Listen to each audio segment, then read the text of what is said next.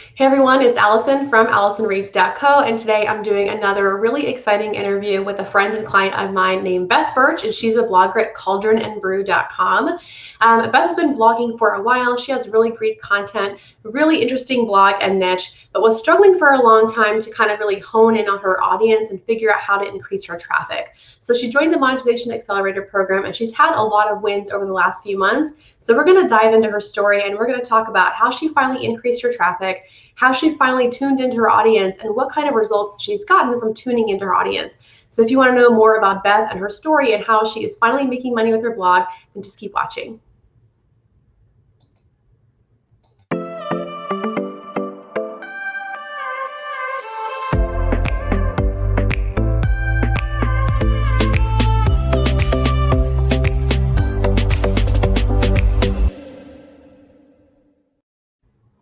Hey Beth, thank you so much for joining me today. Thanks for having me, Allison. How are you? I'm good, really good. It's good to see you.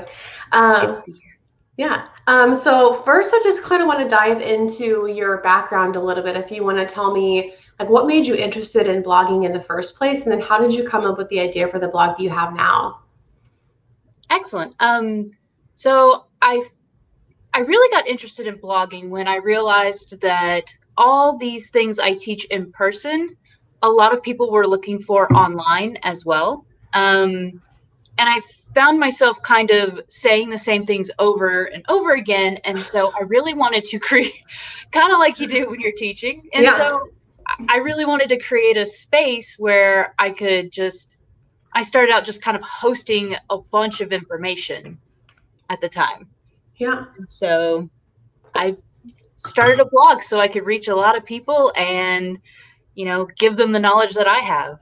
Yeah. That makes me want to ask another question, which is like, how did you get into, like, what were you teaching? Like, how were you teaching before you had the blog? Before I had the blog, I was teaching at local festivals and local gatherings in my area. So um, I teach witchcraft. I teach tarot card readings. I teach intuition practice, and I really teach energy work. And God, that's a lot in one go when I say it out loud.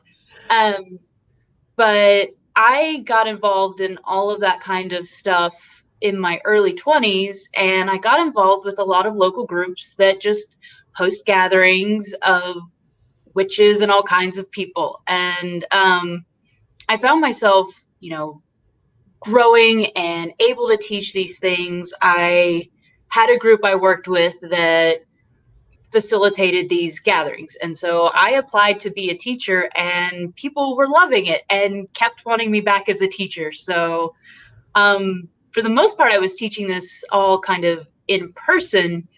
And I kind of realized that a blog would also be a great way to just kind of have that information as well. Yeah. I love that. I didn't know that part of your story. That's really fun. So you basically, the blog was the thing that was like, I want to get this to more people. People are loving this. Spread the reach. Love it. And so you started the blog. Oh, go ahead. Did you want to add something? Nope. So you started the blog, and you got some content going. You had a decent design. And tell me, like, how did you learn how to start blogging? And then where did you get stuck in kind of getting towards your goals?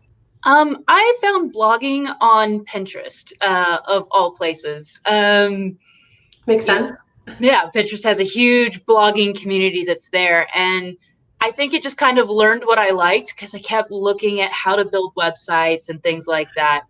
And I kind of come from the generation as well, where back in the day, you kind of had your own free blog that you used as a diary, but blogging is totally different today. And so I kind of just discovered it. I don't know. I kept coming back to it because it kept looking like a really great idea. And, teaching this stuff is such a passion for me that I started looking into, well, if I want to monetize, I'm going to need my own blogging platform. And, I really just enjoyed the idea of an online business that I could, also share my passion with. Yeah, I love it. And so you started your blog definitely the right way. So I started my blog as a journal because I think we're from probably a similar generation. And then I was like, oh, that doesn't work for making money anymore. You have to like get a little more specific. So at least you had an idea in mind that was like worthy of a business. So tell me, like in trying to make money with the blog, where did you start feeling stuck? I started feeling stuck on what to offer. And so you would think that witchcraft is like a narrow enough niche. But if you Google or look up witchcraft on Pinterest, you'll realize that there is a wide variety of methods, ways, how to's, and everything else. So I thought I had a pretty good niche, but what happened was is I could offer so many different things that I didn't really know what to offer. And I got kind of stuck on figuring out what does my audience really like, because it seemed like it was spread across the board on just like a lot of different topics. Yeah. So really getting stuck on like what to sell. Um, Mm-hmm. and then we connected through like probably various social media platforms, and you eventually joined the Monetization Accelerator program. And talk to me about, I think one of your first like really big wins was traffic. So do you want to talk about like, I mean, and also the design of your site? Like you cleaned up the design of your site. You had a really awesome lead magnet in place. So tell me what you started working through. And I think one of your first big wins was traffic. So I'd love to hear like what shifts did you make that finally made your traffic explode? For traffic, I got really consistent with Pinterest. That is just a whole search engine beast all by itself.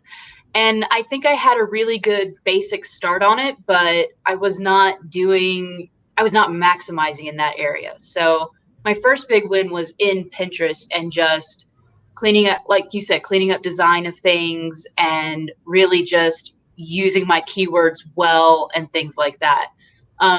When you treat it kind of like the search engine that it is and not a social media platform, it really changed how I started using it.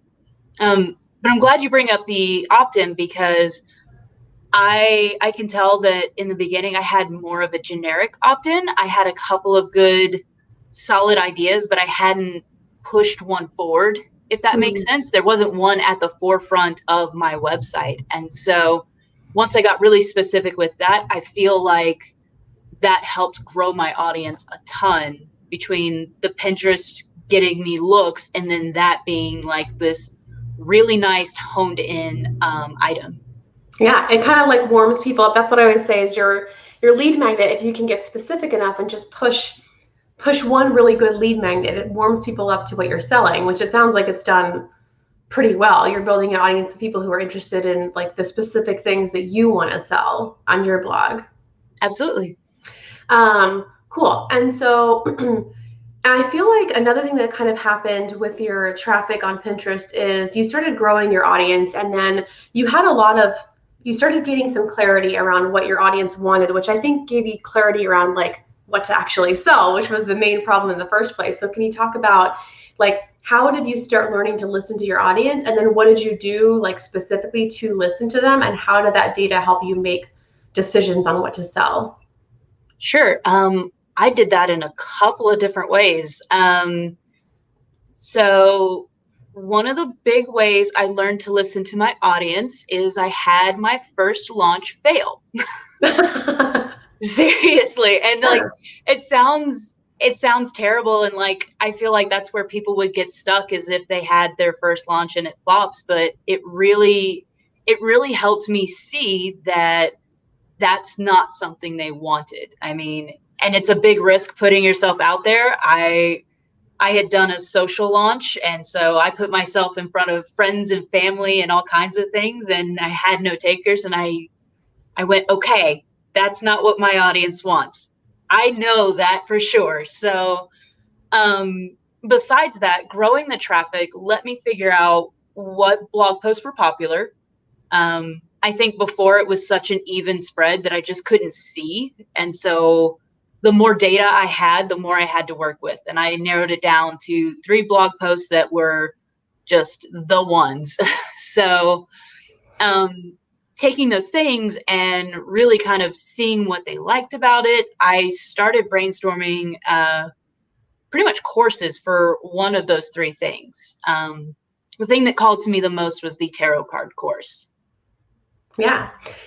Which I eventually ended up buying. And the training in that, the first lesson in that course, because I'm always interested in learning, like how to tap into intuition a little bit better. And your intuition training, and that was so powerful that I think I watched that lesson and then I didn't even start diving into the actual tarot card like tutorials for like 2 or 3 weeks after that. That's good to hear. Yeah, it was really, really powerful. I forget what you said, and I don't want to give it away because you're selling it in your course, but you gave some instruction on like how to tell the difference between like what intuition feels like versus what fear feels like. And it was like so clear cut. I was like, oh, it just made so much sense. So like, cause it's hard to tell sometimes, like the fear it feels like it might be telling me not to do something, but the difference in my body between like what fear feels like and intuition was like really helpful. Cool. So how many of your tarot card courses have you sold so far? Including you, I have 5 people in the course. I have it as a closed cart right now, and I've had a lot of signups on that sales page for interest in the next one. So that'll be opening about mid-October. Awesome. For relaunch. So what are some of your biggest wins in your opinion, and what are you working on next? Some of my biggest wins are going to be, honing in on the audience and what they want. So I had my first failed launch. Okay. Had my next one, much better. And then the next thing I launched, I doubled that. And so the more I listen, the more I see what's popular in my blog posts and in my social posts, the more I did an audience survey. I see they find important there. The more I listen, the more I figure out what I can sell. I recently launched a Facebook group, and that just grew beyond what I could have even thought to predict. I really thought that was going to be like a slow go, but like 2 weeks later, I have 100 people. I'm like, okay. And so that's a huge win. So making that, thank you. 100 people in 2 weeks. So just making that connection with my audience, I feel like that's the best way that I know how to teach. And I feel like it's the best way to just be able to offer the most you can to your people. Yeah. I was just typing up some of these wins that you were saying, so I don't forget them. That's why I was like typing and not looking at you. I forgot how successful your group was and how much clarity, like my groups have given me so much clarity around what my audience wants. Because once you have that, an email survey is one thing, but a group is another, because you can literally say like, what do you guys want to buy? I'm working my way up towards that this afternoon, actually.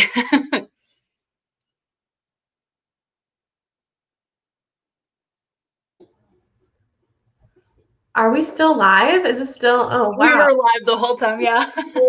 Oh, that's amazing. Not for you. It must have been really awkward. Let me see if I can change my camera. I just smiled. Yeah. Oh my gosh. I'm so sorry. No worries. At least I'm back. Well, let's see. I don't see how to change my camera, but I don't want to exit again. Oh, yes. You didn't do any like singing or dancing. Okay, we're back. I don't even know if so I can. Boring. Okay, so what I forget where we were, obviously, because my internet went out and I was a little terrified. So talking about honing in on the. Go ahead. Yeah, so we were talking about your group and learning to listen in your group. Anything else? Just getting the live feedback from people, because it's hard to get replies via email sometimes. And so just when I have my audience in front of me, they're right there. They can tell me anything. I get all the feedback I want. And that's the good stuff right there. That connection and all that. That's the good stuff. That's awesome. Well, we'll see. I'll try to edit out that little piece where you were just like chilling by yourself, but there's still people watching. So whoever's watching, you guys are amazing. We also got a comment from Maddie, by the way, who said, I feel so much cooler for knowing you, Beth. Oh, she's gone again.